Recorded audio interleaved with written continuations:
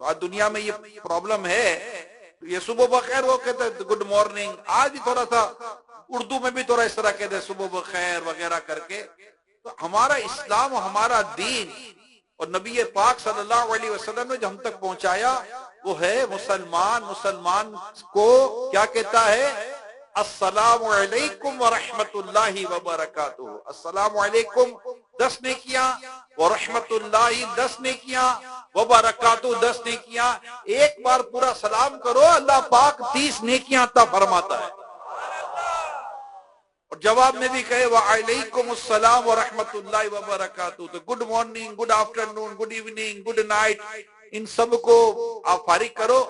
اور ہمارے آقا صلی اللہ علیہ وسلم کی اس طریقہ کار کو مسلمانوں کو چاہیے کہ اپنے اندر نافذ کریں. سلام کو عام کرو. ہر مسلمان دوسرے مسلمان کو سلام کرے، خواہ اسے جانتا ہے یا نہیں جانتا. انشاءاللہ ہم اس ماہ میلاد میں بھی سلام کی اس سنت کو عام کریں گے انشاءاللہ.